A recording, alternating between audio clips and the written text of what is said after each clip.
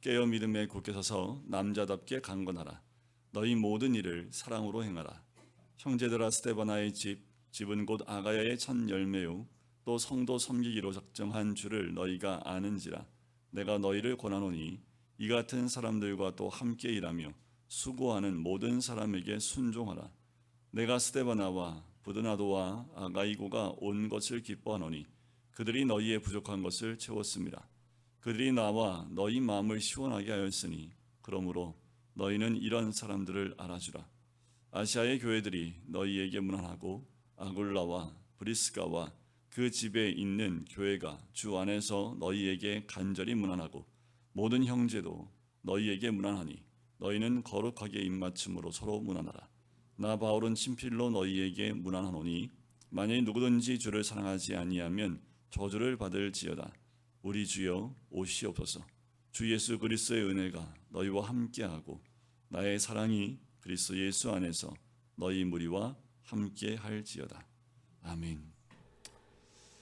고린도라는 교회에 대해서 매 새벽마다 말씀을 나눴습니다. 참 문제가 많았던 교회입니다.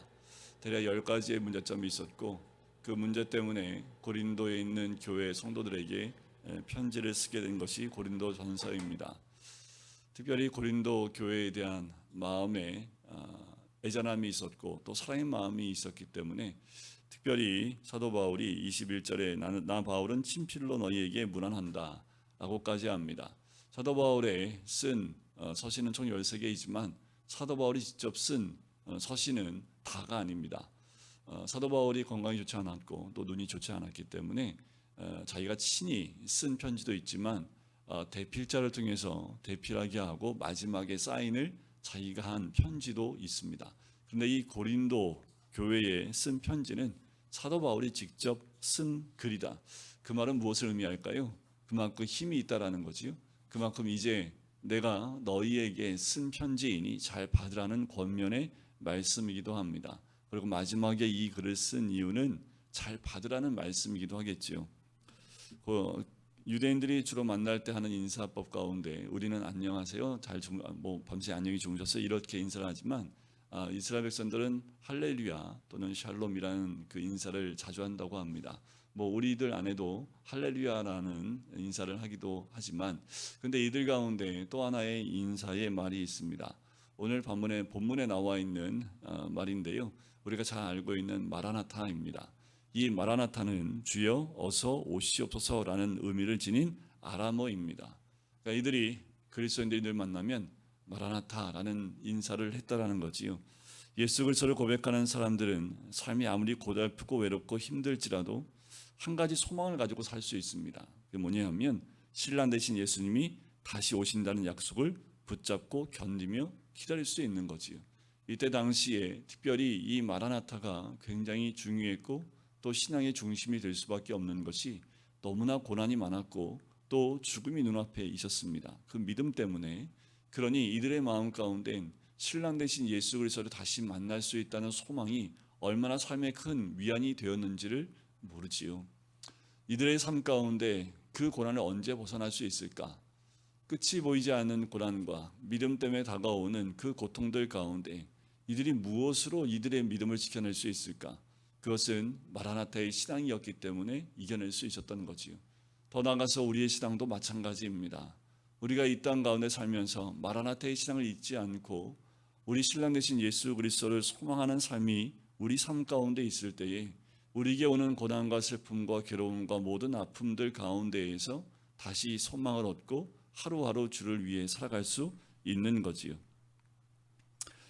바울 역시 고린도 전서를 마무리하면서 이 마라나타라는 인사말로 고린도 교회 성도를 격려하고 몇 가지를 당부합니다. 자, 먼저 바울은 고린도 성도를 향해서 이렇게 얘기하지요. 깨어 믿음에 굳게 서서 남자답게 강건하라. 너희 모든 일을 사랑으로 행하라 라고 당부를 합니다. 자, 남자답게 강건하라 라고 얘기를 해요. 그러면 우리가 보통 알고 있는 딱 떠오르는 남자답게 하면 씩씩하게 그리고 좀 당당하게 이런 의미로 우리가 각자가 알고 있는 그 남자다움에 대한 생각을 할 수 있지만 여기서는 좀 의미가 다릅니다. 말씀을 살펴보면 바울이 말하는 남자다움의 의미를 찾아낼 수 있습니다. 자, 남자다움이 뭐냐면 깨어있는 것을 의미합니다. 깨어있는 상태, 곧 영적 긴장감을 가지고 주님이 다시 오실 날을 준비하는 삶을 의미하는 거예요. 깨어있으라는 거지요. 첫 번째 남자다움은 깨어있음입니다. 우리가 영적으로 깨어있지 않으면 잠을 잘 수밖에 없어요. 우리가 영적으로 깨어있지 않으면 다른 것에 우리의 마음을 빼앗겨서 주님만 바라보지 못합니다. 자, 남자답게라는 말은 깨어있음을 의미합니다. 지금은 자다가도 깰 때가 되었다는 거지요. 마지막 때에 너희가 믿음 있는 자를 보겠느냐라는 것처럼 우리 예수님도 믿음을 강조하셨습니다. 우리의 삶 가운데 믿음이 있는 자, 주님 언제 오실지 알지 못하기에 준비하고 있는 자의 모습, 마치 슬기로운 다사처녀와 같이 기름을 준비하고 깨어서 신랑을 맞이하려고 준비하고 있는 그 상태가 깨어있는 상태입니다. 우리의 영혼이 잠자고 있으면 다른 것에 우리의 마음을 빼앗길 수밖에 없는 거지요. 또한 믿음으로 굳게 선 상태를 의미합니다. 자, 우리 예수님은 우리가 어떤 상황에서 사랑하셨냐 하면 우리가 아직 죄인 되었을 때에 그리스도께서 우리를 위하여 죽으심으로 하나님께서 우리에 대한 자기의 사랑을 확증하셨느니라. 자, 이 말씀처럼 예수 그리스도의 십자가 죽음만큼 더 확실한 사랑의 보증은 없겠지요. 남자답다라는 것은 이 믿음의 실상이신 예수 그리스도 안에 견고히 뿌리내린 삶을 뜻합니다. 우리가 뿌리내려야 될 것은 바로 예수 그리스도의 그 사랑 안에 견고히 뿌리를 내리는 거지요. 다른 사랑이 뭐가 있겠습니까? 우리가 아직 죄인 되었을 때 우리를 위하여 죽으신 그 주님의 사랑에 우리가 뿌리를 깊게 받고 믿음에 굳게 서 있는 것. 마치 군인이, 병사가 이제 전쟁 앞에서 당당하게 적군을 맞이해서 싸울 준비를 하고 있는 그 자세와 그 모습을 의미하고 있는 거지요. 마지막으로 남자답다라는 것은 모든 일을 사랑으로 행하는 것을 의미합니다. 여러분들, 사랑하지 않고 말을 하거나 조언하거나 비판하거나 봉사와 헌신은 주님 앞에 아무런 의미가 없습니다. 모든 일을 사랑으로 행하는 것, 십자가의 사랑이 녹아있지 않은 삶은 아무런 소용이 없는 거지요. 그러므로 바울이 말하는 이 남자다움의 모범은 바로 예수 그리스도 그분이라는 것을 알 수 있습니다. 우리의 신랑 되신 예수님, 교회의 머리 되신 예수님, 자신의 신부와 교회를 위해 목숨을 던지신 예수님의 남자다움의 진정한 본이 그리스도라는 거지요. 어린아이와 같은 고린도 교회 성도들 향해서 바울은 이제 너희들도 예수님처럼 성장하고 성숙해져야 한다고 비유적으로 당부하는 거지요. 그럼 우리는 끝없이 성장하고 성숙해야 합니다. 어디까지요? 바로 예수 그리스도까지 우리가 성숙해 나가야 됨을 의미합니다. 여전히 우리의 부족함이 있음에도 불구하고 성장치 않고 성숙하지 못하면 우리는 늘 이 고린도 교회가 가지고 있는 그 문제 안에 갇혀 있을 수밖에 없는 거지요. 바울은 다음에 한 사람의 집을 거론합니다. 바로 스데바나의 집을 거론하지요. 15절에 보면 형제들아, 스데바나의 집은 곧 아가의 첫 열매요 또 성도 섬기기로 작정한 줄을 너희가 아는지라 내가 너희를 권하노니라고 이야기합니다. 이 스데바나는요, 바울이 2차 선교 여행 때 복음을 들은 사람으로 추측이 됩니다. 그런데 왜 스데바나가 아니라 스데바나의 집이 고린도와 아덴을 아우르고 있는 아가야 지방의 첫 열매로 이야기했을까라는 거예요. 그냥 스데바나라고 하지 않았다라는 거지요. 스데바나의 집이라고 얘기했다는 그 집의 의미는 넓은 가족 단위를 이야기할 때 쓰는 개념입니다. 그러니까 스데바나의 집은 스데바나의 가족을 뜻하는 거지요. 하나님께 온전히 헌신하여 아가야 지방의 첫 열매가 된 이 스데바나의 가족들에게 바울은 세례를 베풀어요.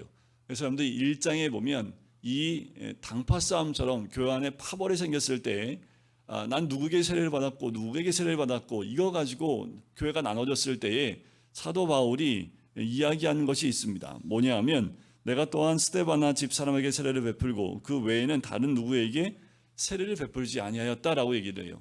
바울이 보니까 세례를 통해서 이 파가 나눠져 있는 것을 보고 이 사도 바울이 스데바나 외에는 세례해 주는 것을 멈춰 버리게 되지요. 그래서 나는 스데바나의 집 사람 외에는 세례를 준 적이 없다라고 정확히 짚고 넘어가는 거예요. 자, 스데바나의 가족들은 누구냐 하면 오늘 17절에 보면 그 이름들이 몇 명 등장을 해요. 내가 스데바나와 부드나도와 아가이고가 온 것을 기뻐하노니 그들이 너희의 부족한 것을 채웠습니다. 자, 당시 이름에도요 계급이 묻어져 있습니다. 뭐 교회 안에는 이름 가지고는 모르지만 뒤에 있는 직책을 가지고 뭐 그 사람이 어떠한 직분을 가지고 있는지 알 수 있지만 이때 당시의 사회 직분 가운데 그 이름 안에 그 의미가 스며 들어가 있대요. 그러니까 우리가 읽어서는 알 수가 없겠지요. 자, 부드나도라는 뭐 스데바나는 자유인이니까 부드나도라는 그 이름에는요 이제 자유의 몸이 된 노예에게서 붙여지는 이름이 그 의미가 들어가 있고요. 아가이고는 현재 노예 신분인 자에게 붙여지는 이름이라고 합니다. 자, 이렇게 세 사람의 이름이 나왔는데 한 사람은 자유인, 한 사람은 자유의 몸이 된 노예, 한 사람은 노예 신분의 사람입니다. 그런데 바울은 이들 모두를 스데바나의 집사람, 가족이라고 부르고 있다라는 거지요. 그럼 스데바나가 노예로 부리던 이들에게 복음을 전하고 그들을 동역자로 삼았다라는 것을 우리가 짐작해 볼 수 있겠지요. 그리고 더 나아가서 지금은 모두 바울의 동역자가 되어 있다라는 것을 볼 수 있습니다. 스데바나는 항상 부족한 것을 채워주는 사람이었습니다. 눈에 보이지 않는 그 교회와 성도의 필요를 눈에 보이지 않게 채워줬던 사람이라는 거예요. 사도 바울하면 우리가 알고 있듯이 굉장히 유명하고 또 많은 사역을 감당했고 많은 열매와 꽃을 피운 사람, 복음을 가지고 여러 가지 사역을 감당했던 사람이었다면 스데바나는 어떤 사람이었을까요? 사도 바울이 그렇게 꽃을 피울 수 있도록 밑 뒤에서 보이지 않게 섬기고 또 함께하고 그 꽃이 필 수 있도록 영양분을 공급해 주는 역할을 하는 사람, 그 사람이 바로 스데바나였지요. 하나님의 나라는 한 사람에 의해서 이루어지는 게 아닙니다. 하나님의 나라는 이런 사람들이 함께할 때 확장이 되어지는 거지요. 그래서 우리는 언제나 보이지 않는 곳에서 헌신하고 섬기는 자들의 수고를 반드시 기억해야 합니다. 바울은 이렇게 눈에 보이지 않는 곳에서 수고하는 사람들의 이름을 항상 한 명씩 거론합니다. 그것은 고린도 전서뿐만 아니라 다른 선신에 보면 그 늘 뒤에 마지막에 인사하기 위해서 거론하는 이름들을 항상 이야기하지요. 그 가운데 보면 우리가 처음 듣는 이름도 있고 처음이자 마지막으로 등장하는 이름들도 있습니다. 고린도 교회와 자신의 부족한 부분을 채워준 사람들에게 그렇게나마 고마움을 전하는 것이 사도 바울의 또 편지 안에 드러나 있는 표현이고 고백이기도 합니다. 여러분, 하나님의 나라인 교회는 한 사람으로 이루어지는 것이 아니라 한 사람 한 사람 보이지 않는 섬김으로 하나님 나라가 세워지는 겁니다. 하나님은 저마다 하나님 나라 가운데 주어진 그리고 부여한 그리고 감당해야 될 각자의 자리와 섬김의 자리가 있지요. 그 자리가 모든 사람들의 눈에 띄는 자리일 수도 있고요. 어떠한 사람 눈에도 띄지 않고 하나님만 알아주실 수 있는 그런 자리가 있을 수도 있습니다. 하지만 하나님의 나라는 그 모든 것이 아우러져서 세워지는 것이 하나님의 나라이고 교회이지요. 또 한 사람의 이름을 이야기하지요. 19절에 보면 아시아의 교회들이 너희에게 문안하고 아골라와 브리스가와 그 집에 있는 교회가 주 안에서 너희에게 간절히 문안한다 라고 하지요. 아골라 부부 참 유명합니다. 바울과 함께 고린도 지역에서 만났던 사람들인데 이들이 고린도에서 만났던 이유는 두 사람 다 추방되었기 때문에 고린도에서 만나요. 근데 이 만남은 굉장한 큰 역사가 일어나게 됩니다. 이들의 만남은 정말 우연 같아요. 그런데 하나님의 필연적인 만남으로 이들의 만남을 통해서 고린도 지역에 교회가 세워지는 거지요. 하나님은 이들의 만남을 통해서 고린도 교회를 세우실 계획을 예비하셨던 거지요. 여러분들, 그래서 우리가 만나는 사람들 한 사람 한 사람 가운데 하나님이 어떻게 만나게 하실지 모릅니다. 그리고 그 만남을 통해서 하나님이 어떠한 역사를 일으키실지도 아무도 몰라요. 우리가 이제까지 살아오는 우리의 삶의 역사 가운데 보시면 하나님이 만나게 했던 사람들과 만나게 했던 그 만남들이 분명히 있을 겁니다. 그런데 지나가는 만남이 있었던 반면에 그냥 전혀 일명식도 없는데 그렇게 만남을 가져서 하나님의 은혜 가운데 귀한 만남으로 성장했던 만남들도 분명히 있을 겁니다. 이 아굴라 부부가 있었던 이 거주했던 집에서 낮에는 천막을 짓고요, 밤에는 말씀을 공부했지요. 그래서 그곳에서 고린도 교회가 태동을 하게 됩니다. 아굴라 집에서요, 매일 밤 바울을 통해서 말씀이 선포되기 시작합니다. 그 말씀의 신비, 그 말씀의 놀라움이 풀어졌기 때문에 소문이 조금씩 퍼져나가면서 사람들이 모여들기 시작을 하지요. 그렇게 세워진 교회가 바로 고린도 교회입니다. 바울은 이 고린도 교회, 이 아굴라와 브리스가에 대해서 로마서에서 이렇게 평가를 해요. 너희는 그리스도 예수 안에서 나의 동역자들인 브리스가와 아굴라에게 문안하라. 그들은 내 목숨을 위하여 자기들의 목까지도 내놓았나니 나뿐 아니라 이방인의 모든 교회도 그들에게 감사하느니라. 바로 이 아굴라 부부는요, 사도 바울에게 자신의 목숨까지도 아끼지 않는 동역자가 되었다라는 거지요. 바울이 맺은 풍성한 선교의 열매는 결코 홀로 이루는 것이 아니라는 거지요. 사도 바울을 하나님이 전면에 배치하고 있다면 그들을 돕는 눈에 보이지 않는 더 수많은 사람들의 섬김과 헌신과 충성을 통해서 복음이라는 열매를 맺으셨다라는 거예요. 교회는 이렇게 세워집니다.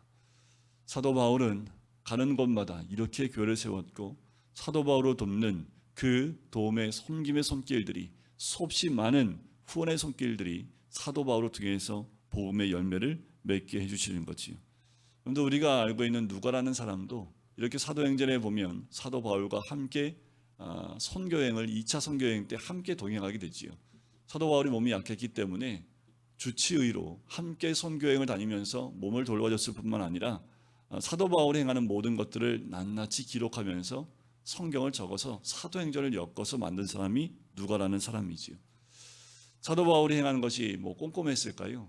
그런데 그렇지 않은 그의 모습 가운데 함께하는 동역자들 통해서 비워져 있는 부분들이 메꿔져 가고 채워져 감을 통해서 하나님이 사도행전이라는 성경의 한 책을 만들어 내시고 또 만들어 나가는 과정들을 함께하는 자들이 반드시 있었다라는 겁니다.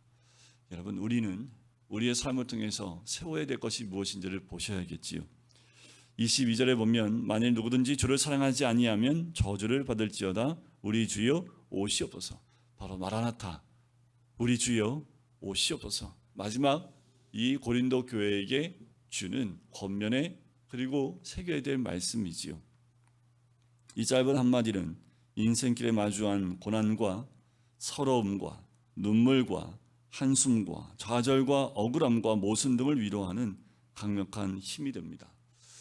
미국의 석유 재벌 록펠러라는 사람이 있습니다.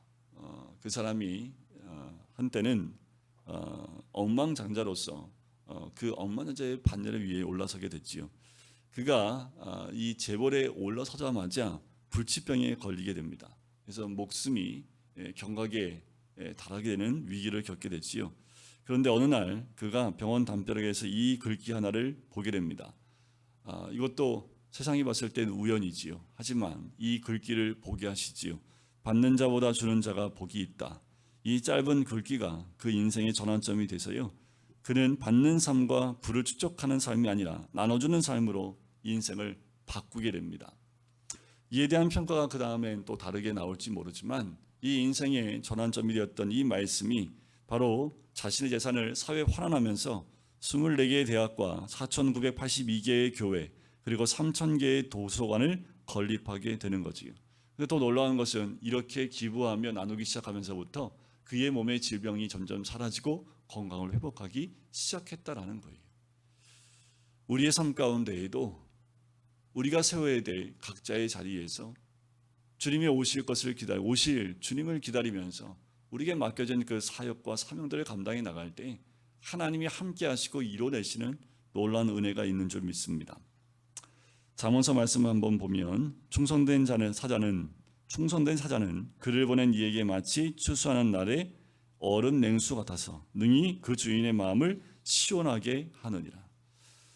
여러분들, 추수하는 날, 더운 날 냉수 한 그릇이 참 우리의 목을 시원하게 하지요. 또 목마름을 해소해 주지요. 하나님은 우리의 인생이 마치 이 얼음 냉수 같은 인생이 되기를 원하지요. 스데바나의 집이 어떻다고 이야기합니까? 바로 시원한, 우리의 마음을 시원케 해주었다라는 표현을 쓰고 있지요.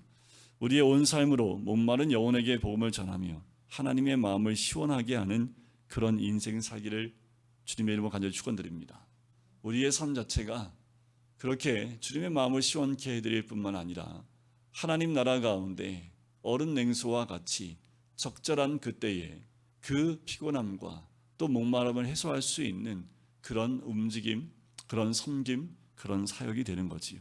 인자가 오는 것은 섬김을 받으려 함이 아니라 도리어 섬기려 하고 자기 목숨을 많은 사람의 대속물로 주려 함이니라 라는 이 말씀처럼 사도 바울이 고린도 교회에 소개하고 있는 마지막 권면의 말씀 가운데 모두 다 섬김의 자리로, 사랑의 자리로 나아가자라고 초청하고 있는 거지요. 그것이 고린도 전서 또 고린도 교회의 마지막 주는 메시지이고, 또한 이 메시지는 시대를 건너서 우리에게 주는 마지막 권면의 메시지이기도 합니다. 우리 모두를 통해서 하나님이 세우시려는 하나님의 반드시 은혜가 있지요. 우리가 가져야 될 신앙은 마라나타의 신앙인 줄 믿습니다. 그 마라나타의 신앙을 가지고 오늘도 주님 앞에 깨어나가는 것, 그것이 우리의 모습이 될 줄 믿습니다. 기도하겠습니다.